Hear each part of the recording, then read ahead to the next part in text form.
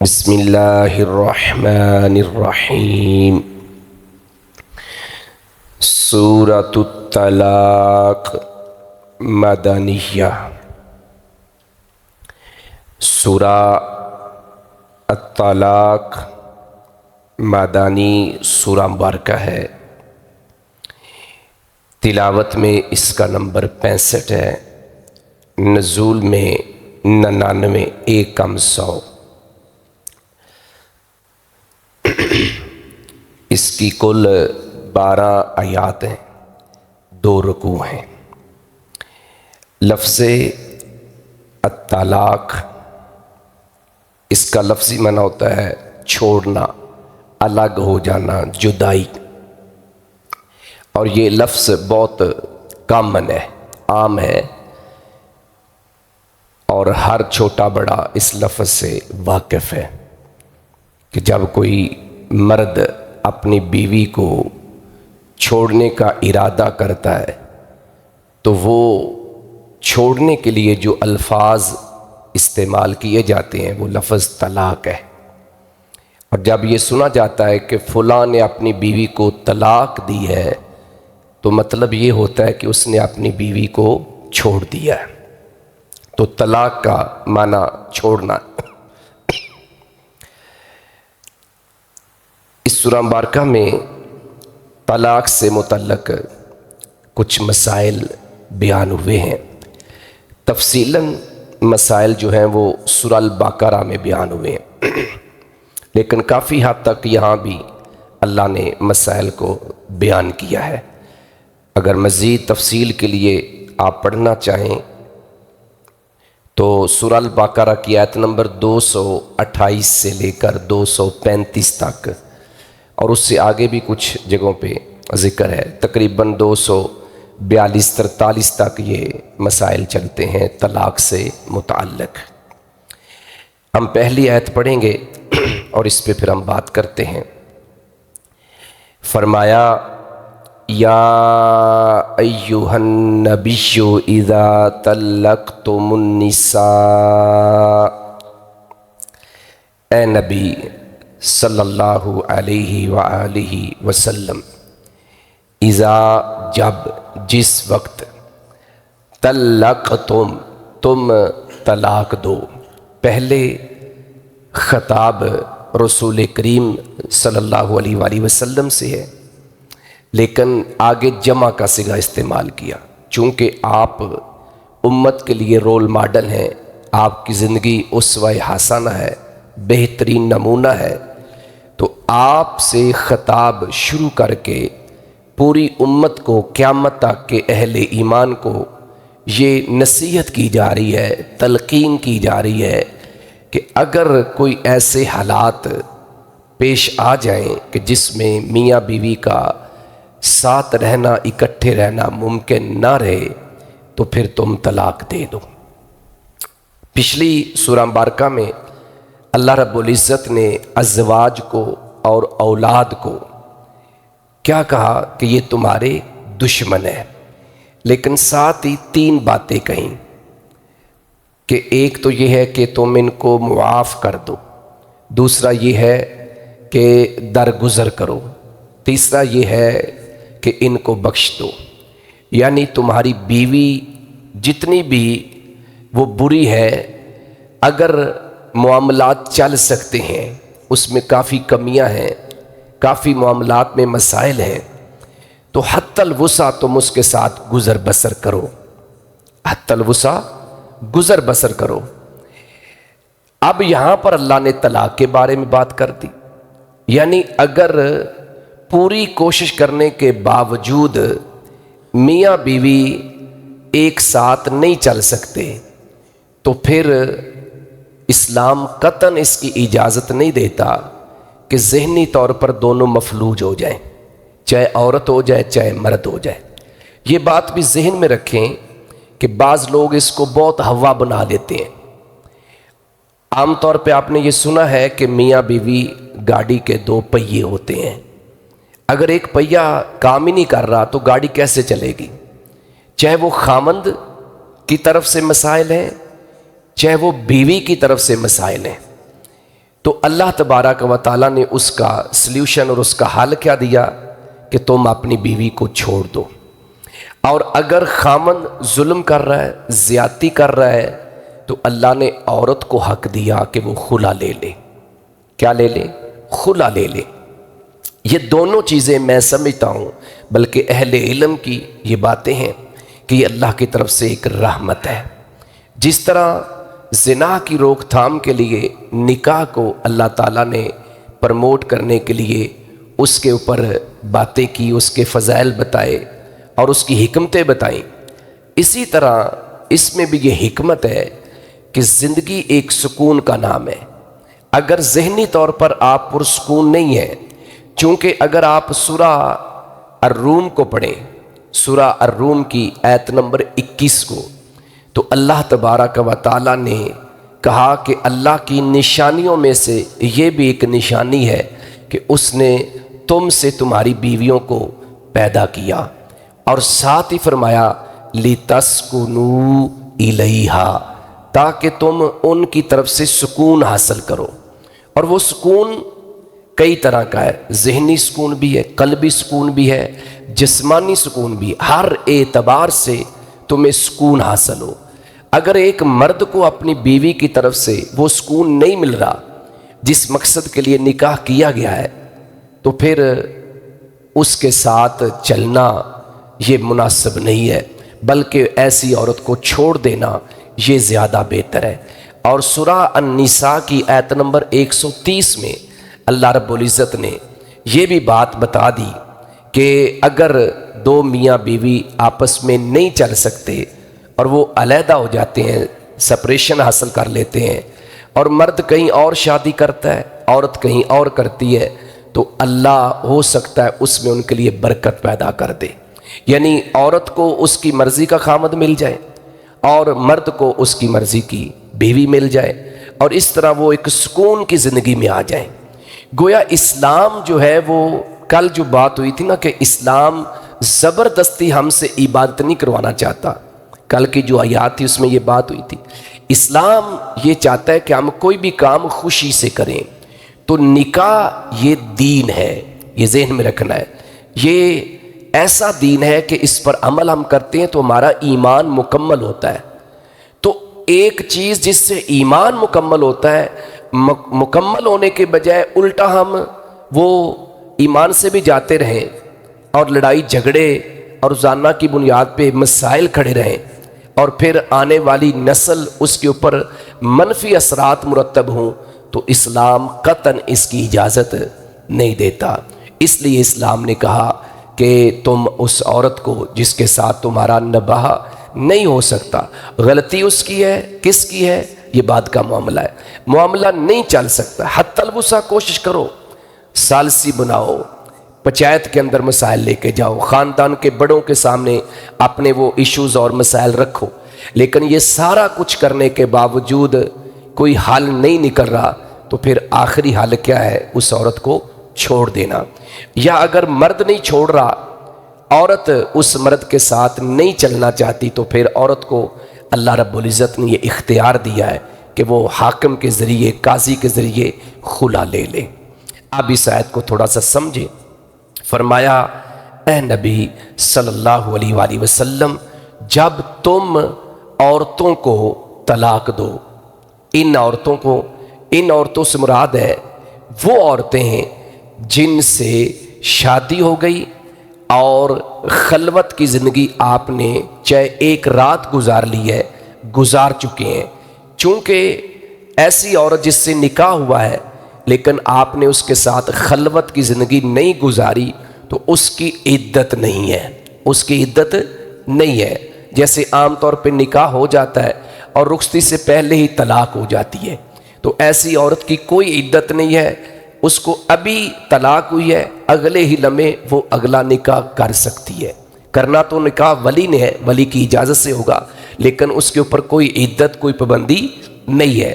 تو یہاں پر ان عورتوں کی بات ہو رہی ہے جن سے خلوت کی زندگی مرد گزار چکے ہیں۔ نبی علیہ الصلوۃ والسلام نے اپنی بیویوں میں سے کچھ کو طلاق بھی دی ہے، اور کچھ کو طلاق دے کے رجوع بھی کیا ہے، طلاق دے کے رجوع بھی کیا ہے۔ بخاری کی ہی روایت ہے، نبی علیہ الصلوۃ والسلام، میں اشارتاً بات کر رہا ہوں، نبی علیہ الصلوۃ والسلام کے پاس ایک شخص آیا جو اپنے قبیلے کا سردار تھا، بادشاہ تھا، مسلمان ہوا، اور اس نے نبی علیہ السلام کو کہا کہ میں اپنی بیٹی آپ کے نکاح میں دیتا ہوں۔ نکاح میں دے دی، آپ کے پاس اس کو لایا گیا، ایک جگہ ٹھہرایا گیا، آپ اس کے پاس گئے۔ کئی روایتیں اس کے ساتھ جڑی ہوئی ہیں، میں صرف اشارتاً بات کر رہا ہوں، تفصیل کبھی پھر ہو جائے گی بیان۔ تو نبی علیہ السلام جب اس کے پاس گئے، صاف ظاہر ہے وہ آپ کی زوجیت میں آ چکی ہے، آپ کی بیوی بن چکی ہے، نکاح ہو چکا ہے، تو وہ جو خلوت کی زندگی تھی، جب اس میں آپ اس کے پاس گئے تو اس عورت نے کہا کہ اعوذ باللہ منکا، میں اللہ کی پناہ میں آتی ہوں تجھ سے۔ کیا مطلب ہے کہ میں تمہارے ساتھ نہیں چل سکتی، اس کی کئی وجوہات ہیں، جو بھی ہے۔ نبی علیہ الصلوۃ والسلام نے یہ جملہ سنا، آپ اس خیمے سے باہر آئے اور آپ نے اس عورت کو طلاق دے دی اسی وقت۔ تو گویا کہ نبی علیہ السلام سے طلاق دینا بھی ثابت ہے۔ بعض لوگ یہ بنا لیتے ہیں کہ یہ تو بڑا حلال کاموں میں سے ایک روایت پیش کی جاتی، وہ ضعیف روایت ہے کہ اللہ کو ناپسندیدہ عمل لگتا ہے اور بڑا اللہ کو غصہ آتا ہے، مبغوض عمل ہے فلاں فلاں، ٹھیک ہے۔ اگر وہ صحیح بھی مان لیا جائے تو اس سینس میں ہے کہ بغیر کسی وجہ کے اگر آپ عورت کو طلاق دیتے ہیں تو وہ تو ایک ویسے ہی مناسب نہیں، جیسے ایک عورت خلا لیتی ہے اور وہ خلا اس کا جواز پر مبنی نہیں ہے، اس کا جواز نہیں ہے، ویسے ہی کچھ عورتوں کو شوق ہوتا ہے۔ اور آج کل جس طرح میں نے پہلے بھی ایک دن ذکر کیا کہ نوجوان جو ہماری ینگ جنریشن ہے وہ شادیاں کرنے میں بھی جلدی کرتے ہیں اور پھر ایک دوسرے سے علیحدگی میں بھی جلدی کر رہے ہیں، تو اس صورت میں تو ویسے ہی ایسی عورت کے اوپر اللہ کی طرف سے بہت زیادہ سختی اور وعید سنائی گئی ہے۔ بہرحال اسی طرح نبی علیہ الصلوۃ والسلام نے اپنی زوجہ اور ہماری ماں سیدہ حفصہ رضی اللہ عنہا کو طلاق دی، مسلم کی روایت ہے، اور پھر آپ نے عدت کے دوران ہی ان سے رجوع کر لیا، عدت کے دوران ہی ان سے رجوع کر لیا۔ تو اب اس آیت میں یہ ساری باتیں یہ اس لیے بتائی ہیں، یہ بڑے اہم مسائل ہیں اور میں سمجھتا ہوں کہ یہ ہر مسلمان کو معلوم ہونے چاہیے، ہر مسلمان، اور یہ ایک ایسا مسئلہ ہے کہ جس کے اوپر ہر اس مرد کو ایجوکیٹ ہونا چاہیے جو شادی کرنے جا رہا ہے، اس کو پتہ ہو، کیونکہ ہمارے پاس مسائل آتے ہیں، طلاق دینے کا طریقہ ہی نہیں آتا کہ اسلام نے طلاق کا طریقہ کیا بتایا ہے اور کس صورت میں طلاق دینی۔ یہ نہیں ہے کہ بس شوقیہ اس کو طلاق دو اور کر لو، اس کو دو اور کر لو، اسی طرح خواتین اس سے کھلا لو، اس سے کر لو، اس سے کھلا لو، اس سے کر لو، تو یہ چیزوں کا پتہ ہی نہیں ہے۔ تو اس سورہ مبارکہ میں یہ طریقہ بتایا گیا کہ طلاق کب دینی ہے، کس دوران دینی ہے اور اس کا طریقہ سلیقہ کیا ہوگا۔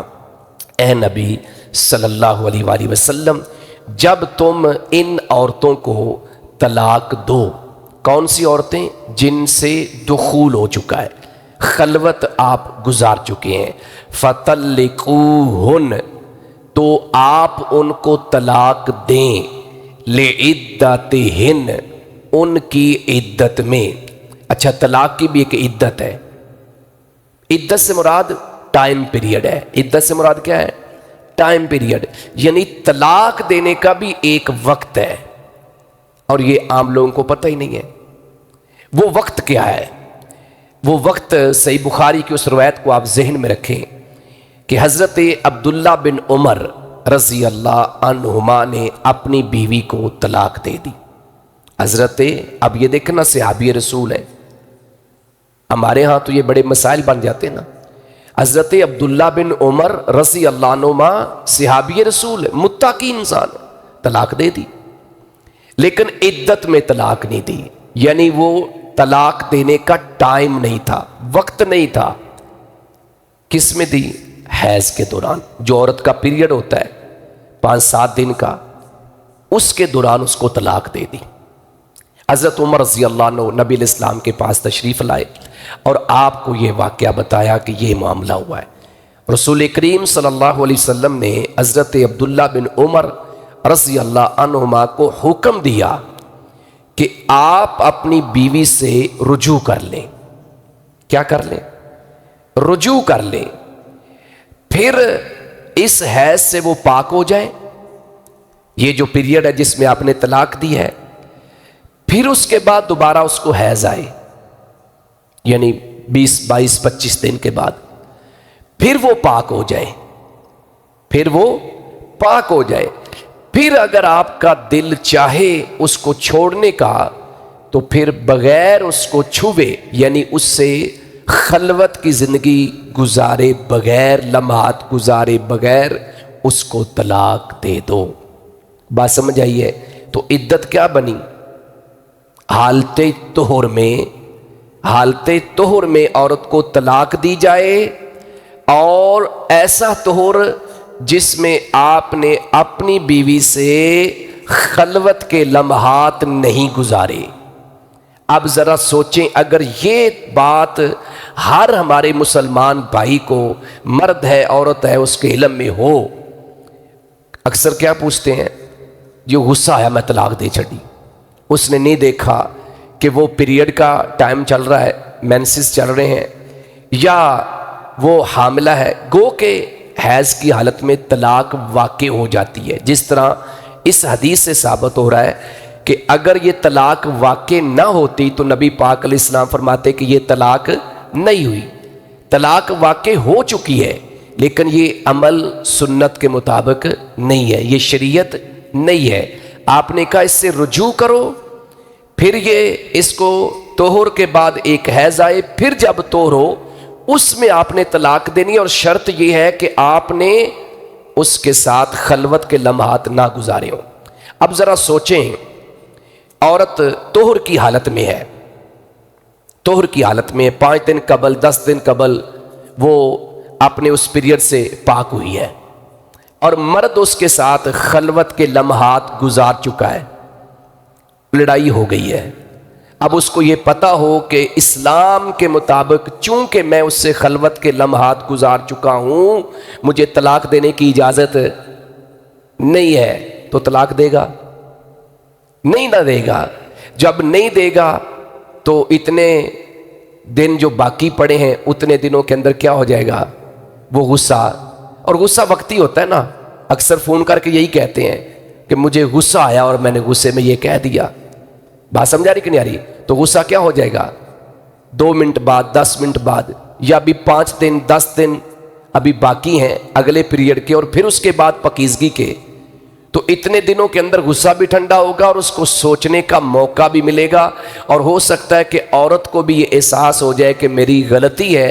اگر تو عورت کی غلطی ہے، ضروری نہیں ہے کہ ہر جگہ پہ عورت ہی غلط ہو، تو وہ بھی اپنی غلطی کی اصلاح کر لے گی. تو معاملات اتنے نہیں بگڑیں گے.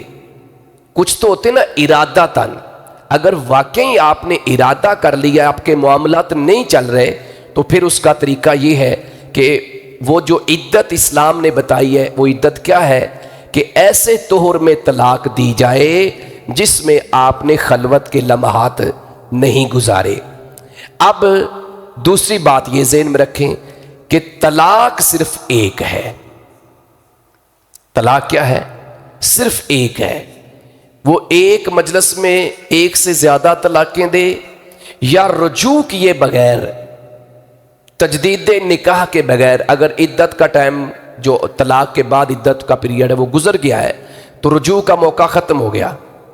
اب نیا نکاح ہو سکتا ہے پہلی اور دوسری طلاق کے بعد. سورہ البقرہ کو اگر سامنے رکھیں تو اگر اس نے طلاق عورت کو دے دی، اور ایک ہی طلاق دینے کی اجازت ہے، اگر ایک سے زیادہ وہ الفاظ بولتا ہے یا وہ رجوع کیے بغیر دوسری تیسری طلاق دیتا ہے، تو وہ حرام کا ارتکاب کر رہا ہے.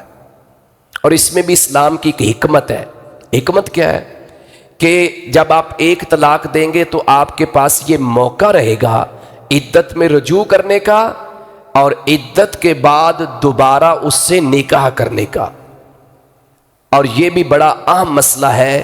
سورہ البقرہ کو سامنے رکھیں تو اللہ تعالیٰ نے کہا کہ اگر عدت میں رجوع نہیں ہوا اور طلاق رجعی ہوئی ہے، جس میں رجوع ہو سکتا ہے، پہلی اور دوسری طلاق کو طلاق رجعی کہتے ہیں، کہ اس میں رجوع کا یا تجدید نکاح کا آپشن باقی رہتا ہے۔ تو رجوع کا ٹائم گزر گیا، عدت ختم ہو گئی، شرعی اعتبار سے یہ عورت آزاد ہو گئی ایک طلاق کے بعد۔ 3 مہینے کا پیریڈ گزر گیا، 3 حیض گزر گئے، عورت کیا ہے؟ آزاد ہے۔ اب یہ اگر خوشی سے پہلے خامند کو بھی سمجھ آ گئی، عقل ٹکانے آ گئی، اس کو بھی آ گئی، اور یہ دوبارہ اکٹھا ہونا چاہتے ہیں، تو پھر نیا نکاح ہوگا۔ جس طرح پہلا نکاح ہوا تھا اسی طریقے سے نیا حق مہر ہوگا، اسی طرح نکاح پڑھا جائے گا، اور اسی طرح گواہ ہوں گے، ایجاب و قبول ہوگا، اور اس کے بعد ولیمہ بھی ہوگا، کیونکہ یہ ایک نیا نکاح ہے۔ اکثر تجدید نکاح میں ولیمے کا ذکر ہی کہیں نہیں ہوتا۔ حضرت عبد الرحمن بن عوف رضی اللہ عنہ نے شادی کی، صحیح بخاری کی روایت ہے، پوچھا یہ کپڑوں پہ زردی کیا ہے؟ تو کہا کہ میں نے شادی کی ہے۔ فرمایا ولیمہ کیا ہے؟ کہا نہیں۔ کہا اولم ولو بیشا، آپ علیہ السلام نے فرمایا ولیمہ کرو خواہ ایک بکری ہی کیوں نہیں، یعنی جتنی تمہاری طاقت ہے ولیمہ کرو، حکم دیا ولیمہ کرنے کا۔ لیکن تجدید نکاح کے اوپر لوگوں نے کبھی سوچا نہیں کہ یہ بھی معاملہ ہوتا ہے۔ بات سمجھا رہی کہ نہیں؟ اب یہ جو رجوع کرنا چاہتے ہیں بعد میں، یعنی تجدید نکاح، اور یہ جہالت اتنی ہمارے معاشرے کے اندر کہ بھائی کہتا ہے کہ ٹکڑے کر دوں گا لیکن واپس اس کے نکاح میں نہیں دوں گا، باپ کہتا ہے یہ تو سوال ہی پیدا نہیں ہوتا کہ واپس اس میں دوں۔ یہ شرعاً حرام کام کر رہے ہیں، شرعاً، کیونکہ قرآن نے کہا ہے کہ اگر وہ عورت خوشی سے واپس اس کے ساتھ نکاح کرنا چاہتی ہے تو تم اس کا نکاح اس سے کر دو، تم اس کو روک نہیں سکتے۔ نکاح تم نے ہی کروانا ہے، ولی تم ہی ہو، لیکن تم رکاوٹ ڈالو گے تو تم قرآن کی مخالفت کر رہے ہو۔ پیارے پیغمبر علیہ الصلوۃ والسلام کے ایک صحابی ہیں، سنن نبی داؤد کی روایت ہے، کہتے ہیں کہ میری بہن کو ایک شخص نے، یعنی وہ بھی صحابی تھے رضی اللہ عنہ، طلاق دے دی۔ عدت گزر گئی، میری بہن میرے گھر آ گئی، کیونکہ عدت، یہ آگے مسئلہ وہ بھی آ رہا ہے، عدت عورت نے اپنے خامن کے گھر گزارنی ہے۔ کون سی عدت؟ وہ طلاق والی عدت جس میں رجوع ہو سکتا ہے یا جس کے بعد دوبارہ نکاح ہو سکتا ہے، پہلی اور دوسری طلاق، اس میں عدت عورت اپنے خامن کے گھر گزارے گی۔ عدت گزاری، وہ اپنے بھائی کے گھر آ گئی یا اپنے والدین کے گھر آ گئی، تو میرا وہی بہنوئی جس نے میری بہن کو طلاق دے دی تھی، اس نے دوبارہ پیغام بھیجا کہ میں دوبارہ نکاح کرنا چاہتا ہوں۔ تو میں نے اس کو بڑی سنائی، میں نے کہا میں نے اپنی عزت تمہیں دی، فلاں دیا، اور تم نے اینڈ پہ میری بہن کو طلاق دے دی۔ جب یہ معاملہ رسول کریم صلی اللہ علیہ وآلہ وسلم کے پاس پہنچا تو اللہ نے وہ جو سورہ البقرہ کی آیت ہے کہ اگر وہ خواتین اپنے پہلے خامن کی طرف لوٹنا چاہیں، یعنی تجدید نکاح کرنا چاہیں، تو تم ان کو روکو مت۔ تو فرمایا اللہ نے قرآن کی یہ آیات نازل کر دی، اور میں نے، وہ صحابی تھے، پاکستان کے وہابی نہیں تھے، اسی وقت یہ نہیں کہا کہ اچھا بات تو ٹھیک ہے، آیت نازل ہو گئی ہے، لیکن چونکہ ان برادری کا مسئلہ ہے پہلے انہوں نے ہمارے ساتھ یہ کیا، نہیں۔ صحابی رسول کہتے ہیں میں نے اسی وقت اپنی بہن کا نکاح اس کے ساتھ کر دیا۔ یہ ہے اسلام، یہ کیا ہے؟ دین۔ فرمایا کہ جب تم ان عورتوں کو طلاق دو تو انہیں ان کی عدت میں طلاق دو، وَأَحْصُوا الْعِدَّةَ، اور عدت کو گنو۔ وَأَحْصُوا کا معنی ہوتا ہے گننا، شمار کرنا، العدہ، عدت کو۔ یہ حکم کیوں دیا کہ عدت کو گننے کا حکم اس لیے دیا کہ کہیں ایسا نہ ہو کہ عدت گزر جانے کے بعد تم رجوع کر لو، جو کہ شرعاً جائز نہیں ہے، شرعاً جائز نہیں ہے، یا عدت کے ابھی دن باقی ہیں اور وہ عورت عدت کو اس نے گنا نہیں ہے اور اس نے اس عدت کے اندر ہی آگے نکاح کر لیا ہے، تو یہ شرعاً جائز نہیں ہے، یہ بھی شرعاً جائز نہیں ہے۔ یہ جو حلالہ کروانے والے کمپنی ہے جو کہ شرعاً حرام ہے، حلالہ کرنے اور کروانے والوں پہ اللہ کی لعنت ہے، سورہ نبی داؤد کی روایت ہے۔ بلکہ یہاں تک نبی اسلام نے فرمایا کہ یہ جو حلالہ کرنے والے لوگ ہیں یہ کرائے کے سانڈ ہیں، یہاں تک فرما دیا۔ وہ عدت کا خیال ہی نہیں کرتے۔ ادھر طلاق ہوئی ہے اور کیونکہ ان کے ہاں ایک مجلس کی 3 طلاق 3 ہی ہو گئی، کام ختم ہو گیا۔ اب وہ چل پڑتے ہیں مولوی صاحب کے پاس، مولوی صاحب یہ مسئلہ ہو گیا، وہ کہتے ہیں حلالہ کرواؤ۔ اگلے ہی دن کوئی عدت کا لحاظ نہیں ہے، بالفرض تمہارے بقول یہ 3 طلاقیں ہو چکی ہیں تو پھر عدت کتنی ہے؟ 3 مہینے۔ پہلی طلاق ہو، دوسری ہو، تیسری طلاق ہو، عدت پھر بھی کتنی ہے؟ 3 مہینے۔ اب ویسے 3 حیض ہے لیکن اس کو آسانی کے لیے میں 3 مہینے بتا رہا ہوں۔ اب عدت کے دوران نکاح ہو ہی نہیں سکتا، کسی اور مرد سے نکاح ہو ہی نہیں سکتا۔ اب وہ کیا کرتے ہیں؟ آگے تک نکاح کر دیتے ہیں۔ 2-4 دن کے بعد اس کو کہتے ہیں اب تم اس کو طلاق دے دو۔ پہلی بات تو یہ ہے کہ مشروط نکاح اسلام میں ہے ہی نہیں، یعنی 2 دن کے لیے، 4 دن کے لیے۔ یہ متع جو دوسری ایک کمپنی ہے جو کرتی ہے وہ شرعاً جائز نہیں ہے۔ نکاح ہوتا ہے زندگی بھر کا ساتھ، اگر یہ مقصد نہیں ہے تو وہ نکاح نہیں ہے، وہ زناکاری ہے۔ اب اس سے طلاق لیتے ہیں اور واپس پہلے خامن کے ساتھ اسی عدت کے اندر پھر نکاح کر دیتے ہیں، تو اسلام کہاں چلا گیا؟ اس لیے اسلام نے حکم دیا ہے کہ عدت کو گننا ہے۔ فرمایا وَأَحْصُوا الْعِدَّةَ، اور عدت کو گنو، وَاتَّقُوا اللَّهَ، اور اللہ سے ڈرو، ربکم، جو تمہارا رب ہے۔ رب اصل میں ایک اس کا معنی تربیت کرنے والا بھی، گویا کہ یہاں تربیت کے معنوں میں ہے۔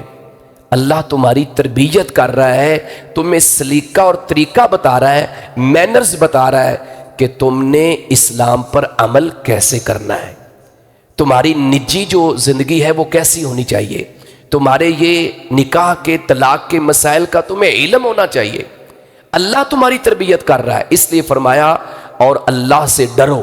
یعنی ان معاملات کے اندر اگر عورت عدت کے دوران آگے نکاح کرے تو وہ بھی گناہ کا ارتکاب کر رہی ہے، لہٰذا اللہ سے اس کو ڈرنا چاہیے۔ اور اگر عدت گزر گئی، پہلی طلاق ہوئی، دوسری طلاق ہوئی، یعنی طلاق رجعی، اور مرد نے رجوع کر لیا۔ مجھے پچھلے دنوں میرے ایک دوست ہیں، وہ بتا رہے تھے کہ ادھر میانہ پورہ سائڈ کے ایک صاحب ہیں، انہوں نے کوئی درجنوں ٹائم اپنی بیوی کو طلاق دی ہے اور صلح کر لی ہے، اور ایسے وہ رہ رہے ہیں، جو کہ شرعاً جائز ہی نہیں ہے۔ تو یہ بات ذہن میں رکھنی ہے، اس لیے اللہ نے فرمایا واتقوا اللہ، اور اللہ سے ڈرو، ربکم، جو تمہارا رب ہے۔ یہاں تک کہ ہم رکھیں گے۔ ایک مسئلہ اور اس میں ایڈ کرتا ہوں، اس کے اوپر ذرا تفصیل زیادہ چاہیے اور یہ بڑا اہم مسئلہ ہے، میں چاہتا ہوں کہ آپ سب کو بھی علم میں ہو، پتہ ہو، اور آپ آگے لوگوں کو بتانے والے بنیں۔ تو وہ کیا ہے؟ جس طرح میں نے پہلے اشارہ کیا کہ اسلام میں ایک وقت میں ایک ہی طلاق کی اجازت ہے، 2 یا 3 طلاقوں کی اسلام نے اجازت ہی نہیں دی۔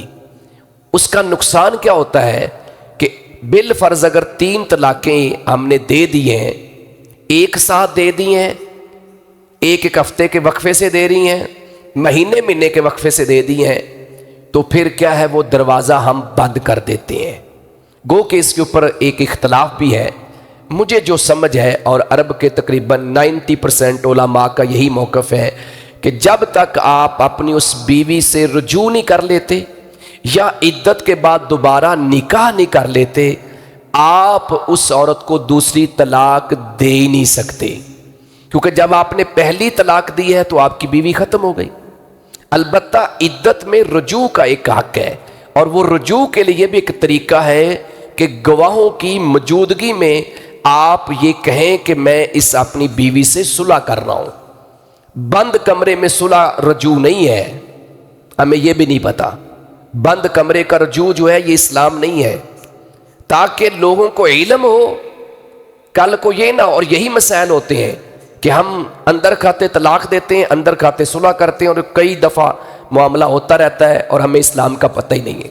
جب گواہوں کی موجودگی میں طلاق بھی دینا ہے تو گواہوں کی موجودگی میں، और रुजू करना है तो गवाहों की मौजूदगी में, निकाह हुआ तो गवाहों की मौजूदगी में। क्यों? ताकि कल को कोई मामला खराब ना हो।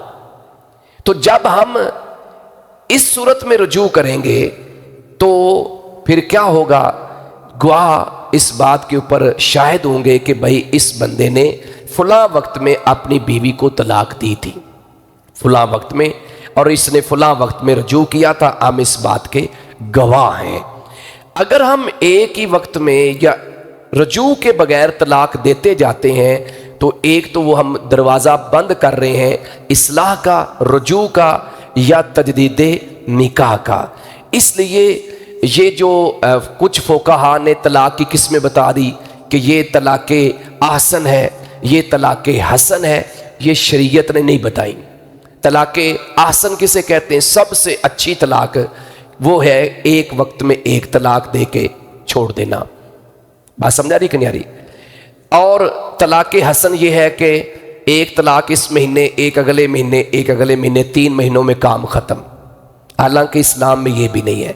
सही बुखारी मुस्लिम की हदीस है, नबी इस्लाम के दौर में 3 इकट्ठी तलाक़ें एक ही शुमार होती थी। और मैं उसकी अक्सर एक मिसाल देता हूँ, मेरे वीडियोज़ क्लिप भी इसके यूट्यूब के ऊपर मौजूद हैं बाकायदा तफसील के साथ। तो मैं कहता हूँ कि जब निकाह होता है तो अक्सर निकाह पढ़ाने वाले इजाब कबूल 3 दफ़ा करवाते हैं। तो क्या कभी आपने कहा कि मेरा निकाह 3 बार हुआ है? क्यों जी? एक ही बार हुआ है ना। तो मैं भी ये समझता हूँ, एक तो जिहालत है। अगर कोई बंदा एक मजलिस में बैठे गुस्से में वो कहता है तलाक तलाक, अगर वो 10 दफ़ा तलाक दे दे तो 3 तलाक़ें तो आपके बकौल, आपसे मुराद वो लोग जो एक मजलिस की 3 तलाक़ों को या इकट्ठी 3 तलाक़ों को बगैर रुजू के 3 ही समझते हैं, तो फिर 7 किस खाते में जाएंगी? लिहाजा एक तलाक हुई है, रुजू नहीं हुआ, वो 1000 दफ़ा भी तलाक दे वो एक ही तलाक रहेगी। बात समझा रही कि नहीं? पहले उसको अपनी बीवी अपनी ज़ौजियत में लेके आएगा तो अगली तलाक देगा ना। मैंने तलाक दे दी, वो मेरी बीवी रही नहीं, मैंने उससे रुजू किया ही नहीं, मैंने अपनी ज़ौजियत में उसको दोबारा लिया ही नहीं, तो मेरे पास क्या हक़ है कि मैं उसको जाकर दोबारा तलाक दे दूँ? तो ये हमें चीज़ें समझनी चाहिए। इसके ऊपर इंशाअल्लाह मज़ीद कल भी बात होगी। तो वक्त के हिसाब से मैंने पहले भी थोड़ा सा ऊपर वक्त चला गया है, लेकिन ये मसाइल बड़े अहम हैं और हमें समझने चाहिए। अल्लाह से दुआ है कि अल्लाह तबारक व तआला मुझे आपको किताब व सुन्नत की समझ नसीब फरमाए और अल्लाह हमें दीन इस्लाम पर कायम और दायम रखे।